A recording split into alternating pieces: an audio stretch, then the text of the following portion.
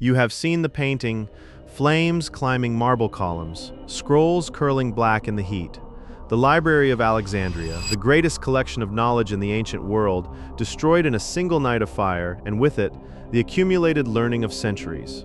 It is one of history's most famous tragedies, and almost none of it happened that way. There was no single night. There was no great burning that erased the library. Ancient writers describe visiting it decades after the fire everyone blames. What actually killed the Library of Alexandria was slower, quieter, and far more uncomfortable to look at because the culprit was not a torch. But here's the strange part. Even though the myth is wrong, the loss is real, and we can prove it. Because scattered through the books that survived antiquity, there are quotations, fragments of other books cited by ancient scholars that no living person has ever read in full, books we can name, books we can partially quote, books whose authors we know, whose arguments we know, whose conclusions changed history, and whose pages are gone. Historians call them ghost texts. This is the story of what the Library of Alexandria actually was, 4 of the ghosts it left behind, what really destroyed it, and the discovery just a few years ago. That means some of the ghosts may be coming back. To understand what was lost, you first have to understand what was built. Because the Library of Alexandria was not a quiet room full of shelves. It was closer to a machine, the most aggressive knowledge-gathering operation the ancient world ever saw. It began around 300 before Christ when the Ptolemies, the Greek dynasty ruling Egypt after Alexander the Great, decided their new capital would own a copy of every book in existence. Not most books, every book, and they pursued that goal with the subtlety of an empire. According to a story told by the Roman physician Galen, ships docking in Alexandria's harbor were searched, not for weapons or contraband, but for books. Any scrolls found on board were confiscated and sent to the library, where scribes copied them. The owners got the copies. The library kept the originals. Entire sections of the collection were labeled, quite literally, from the ships. Galen tells an even better story about Ptolemy III. The official master texts of the great Athenian playwrights, Aeschylus, Sophocles, Euripides, were guarded in Athens like national treasures, never to leave the city. Ptolemy asked to borrow them just to make copies and deposited an enormous sum of silver as a guarantee, 15 talents, a fortune. Then he kept the originals, sent Athens the copies, and let them keep the money. He considered it a fair trade. The Athenians did not get a vote. Now, historians will tell you these stories may be exaggerated. Galen was writing centuries later, and good anecdotes have a way of improving with age. But the picture they paint matches everything else we know, a state pouring staggering wealth into collecting, copying, and organizing text. Ancient sources claimed the collection reached hundreds of thousands of scrolls. Some said 400,000, some said 700,000. The exact number is unknowable. The ambition is not. And attached to the library was something even more important. The Mouseion, the Temple of the Muses, the word that gives us Mouseion. It was a research institution. Scholars lived there, ate there, and were paid salaries by the crown to do one thing: think, edit texts, measure the sky, cut open the human body, and write down what they found. Hold on to that detail, the salaries. It matters more than any fire in this story. Because a library, it turns out, is not a building full of paper. It is a building full of paper that people are paid to maintain. Remember that? We will come back to it. Now, the ghosts. Start with the strangest one of all, the Catalogue. In the 3rd century before Christ, a scholar named Callimachus worked at Alexandria, and he attempted something no one had ever done. He set out to survey every Greek book in existence, every author, every title, organized by subject with biographical notes on each writer. He called it the Pennac. The tables, it ran to 120 volumes, 5 times the length of Homer's Iliad, just to list what humanity had written. The Pennac was, in effect, the index of the ancient mind, a map of everything, and the map itself is lost. A few fragments survive, along with scattered references in later works. Everything else is gone, which means we do not just lack the books of the ancient world, we lack the list of the books.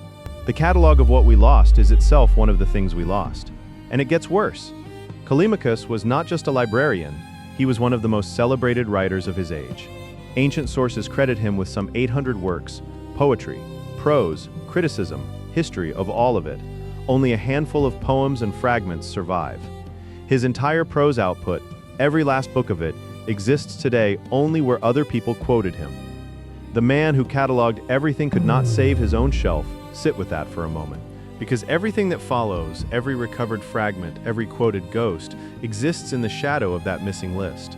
Ghost number 2 ran the building. Eratosthenes was the head librarian of Alexandria in the 3rd century before Christ. You may know him as the man who measured the circumference of the earth using shadows, geometry, and a well in southern Egypt, and got remarkably close to the true figure. But his greatest written work was something larger, the Geographica, 3 volumes that essentially invented geography as a discipline. He coined the word itself, climate zones, distances between cities, the shape of the known world assembled from measurements and reports instead of legend. Not one complete copy survives. So how do we know what it said? Because a later geographer named Strabo quoted it extensively, mostly in order to criticize it. Strabo pulled passages from Eratosthenes, held them up, and explained why he thought they were wrong. He was, in the words of one modern scholar, a hostile witness, and that hostile witness is now our single best window into the founding text of geography. Almost everything we know about it comes from a man who was arguing with it. It gets stranger. Other scholars attack the Geographica too. The astronomer Hipparchus wrote an entire treatise against it. That treatise is also lost. It survives only as quotations inside Strabo. The critics and the criticized preserved together as fragments in someone else's book, like overhearing half of an argument through a wall 2,000 years later. And the earliest surviving author to cite the Geographica directly? Julius Caesar, the very man history blames for burning the library that held it. Ghost number 3 should have changed the world 18 centuries early. In the 3rd century before Christ, an astronomer named Aristarchus of Samos wrote a book proposing something absurd, that the Earth was not the center of the universe, that it spins on its axis, that it travels along with the other planets around a stationary sun. The heliocentric model, 1800 years before Copernicus. The book is gone completely. We know it existed for one main reason. The Archimedes mentioned it. In a work addressed to a king, a text called the Sand Reckoner, Archimedes summarized Aristarchus' hypothesis: the fixed stars and the sun remain unmoved, and the earth revolves around the sun on the circumference of a circle. One paragraph. A summary written by a man who incidentally thought the idea was wrong.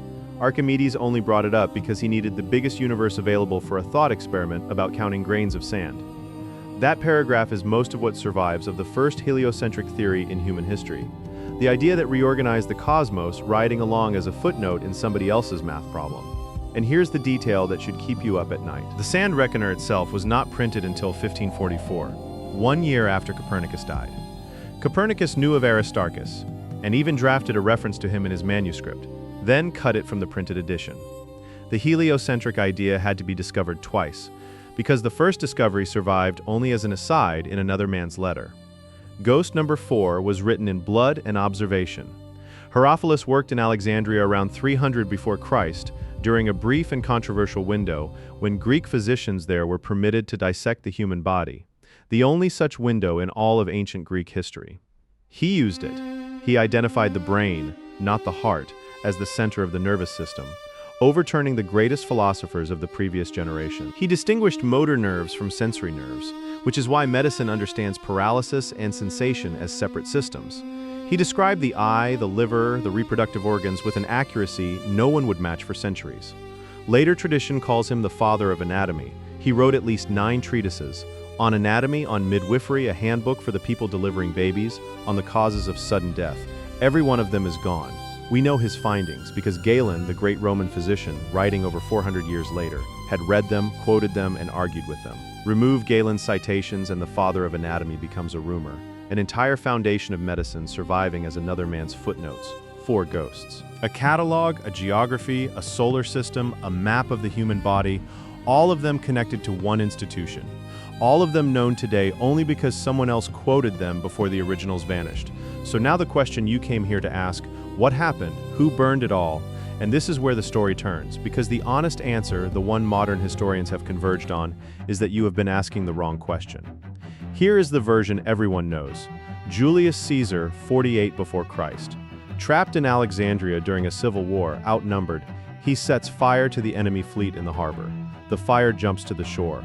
The library burns. Civilization loses its memory in a single afternoon. A fire did happen. Something near the harbor did burn. Possibly warehouses storing books awaiting transfer, possibly more. Ancient writers disagree on the scale, but the library, as an institution, survived it. Scholars are described working there in the decades and centuries afterward. The head librarians kept being appointed. Whatever Caesar's fire destroyed, it did not end the Library of Alexandria. What ended it was a series of decisions. Small ones, bureaucratic ones, the kind that never make it into paintings. The first blow came a century before Caesar, and it came from the library's own patrons. Around 145 before Christ, a king named Ptolemy VIII turned on Alexandria's intellectual class during a political purge. Scholars were expelled from the city. They scattered to Athens, to Rhodes, to Pergamon, and those cities rose as rival centers of learning while Alexandria's prestige drained away. The library remained, but the community that made it matter had been told, in the clearest possible terms, that the crown's protection was conditional. Then, in the 3rd century of our era, came the quietest catastrophe of all. A Roman emperor suspended the funding. The stipends that had paid the Mouseion scholars for 500 years were abolished. Foreign researchers were expelled, Rome was drowning in crisis, wars, plagues, inflation, and a research institution in a provincial city was an easy line to cut from the budget. Remember the salaries? This is why they matter. Papyrus is organic. In the Mediterranean climate, a scroll that nobody recopies is a scroll with an expiration date, measured in decades, not centuries. Copying was slow, skilled, expensive labor, trained scribes, fresh papyrus. Time for centuries. The Ptolemies and then Rome had paid for that labor and the collection lived. Stop paying, and nothing dramatic happens. No flames, no villains. The scrolls simply sit there, and the climate does the rest. The library did not burn down. It rotted, shelf by shelf, silently, by the early 270s. When the Emperor Aurelian's war with the breakaway empire of Palmyra devastated the palace quarter of Alexandria, the very district where the library stood, something telling happens in the historical record. No contemporary source mentions the library's destruction at all. A war tears through the neighborhood of the most famous library on Earth, and not one writer thinks it worth recording. The most likely explanation is bleak. By then, there was not enough left to mourn. The later stories fill the silence with villains, a Christian mob destroying the library in 391, a Muslim caliph in 642, ordering the scrolls burned as fuel for the city's bathhouses. Both stories are repeated constantly. Neither holds up. The first confuses the library with a temple called the Serapeum, which was destroyed in 391, but no ancient source describes any library being destroyed with it. The second appears in writings centuries after the supposed event, and scholars widely agree it is fiction, a tale with the neat, satisfying shape of folklore, not the messy shape of history. The historian Roger Bagnall put his finger on why these stories refuse to die. We want a villain. We want a torch, a name, and a single terrible night. Because the alternative, that one of humanity's greatest institutions was allowed to rot through budget cuts, purges, and a long, slow shrug, is harder to accept. A fire is a tragedy. A funding decision is a mirror. And one more honest correction, because this story is usually oversold. Alexandria's books were, for the most part, not the only copies in the world. The same text sat in libraries in Pergamon, Rhodes, Athens, Rome. Ancient literature mostly died the same quiet death everywhere. Nobody recopied it, and the papyrus gave out. Consider the playwrights whose master texts Ptolemy stole from Athens. Sophocles wrote over 120 plays. Today we have 7, not because of any fire, but because, across 1,000 years, only 7 were popular enough in classrooms to keep being copied. The rest simply fell out of the curriculum, and out of existence. You will also hear that the poems of Sappho burned at Alexandria. There is no evidence for that either. Her work seems to have faded the same way, gradually, possibly surviving into the Middle Ages before the copying stopped. So no, the library's fall did not delete civilization's hard drive in one stroke. What it deleted was the institution most capable of maintaining the drive. And then time did the rest, everywhere, for centuries. The ghosts were not taken from us in a night. They faded out over generations, one uncopied scroll at a time, which would be a bleak place to end. So here is the part of the story that is still being written. Remember Hipparchus, the astronomer who attacked Eratosthenes and whose attack survives only inside Strabo? He left a ghost of his own, and for historians of science, it was one of the most tantalizing in the world around the 2nd century before Christ. Hipparchus compiled a star catalogue, the earliest known attempt to record the precise coordinates of the stars visible to the naked eye. Not myths about constellations, numbers, positions. The birth of quantitative astronomy, the moment the sky became data. For 2,000 years it was lost, We knew it had existed mainly because Ptolemy the astronomer, writing nearly 400 years later, referred to it while building his own catalogue. Generations of historians searched for any trace of the original. Nothing.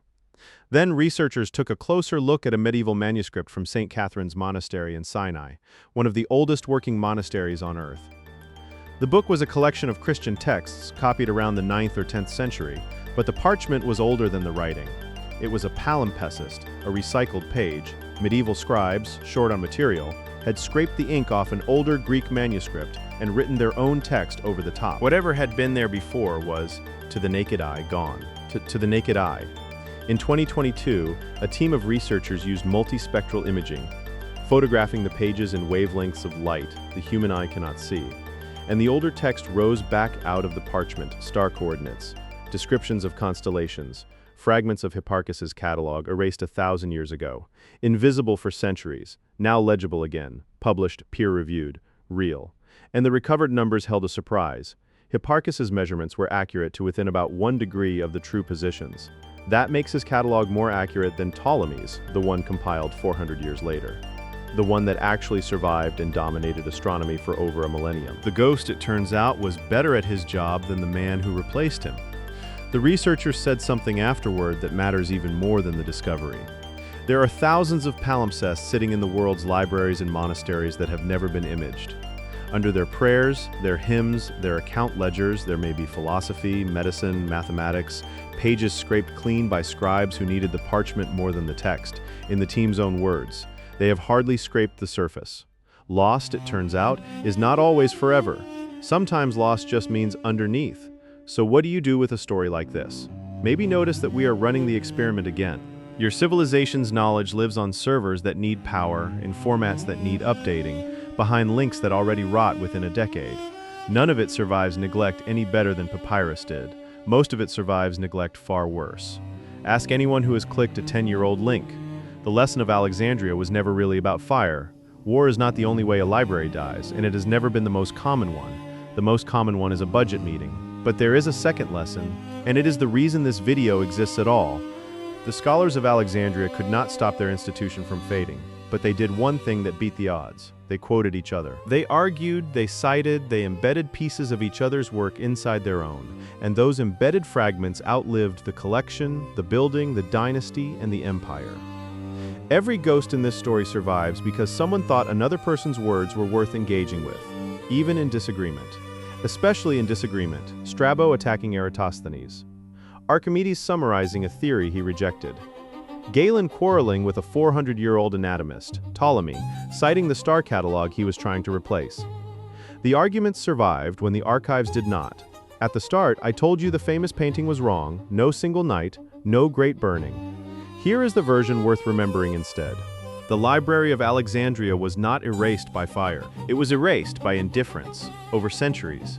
And right now, in imaging labs and monastery archives, one wavelength at a time, it is being partially unerased by people pointing cameras at pages everyone else gave up on. The catalog of what we lost is still lost, but the list is getting shorter. If you want to see more of what the record keeps hidden, click the video on screen now and make sure to subscribe.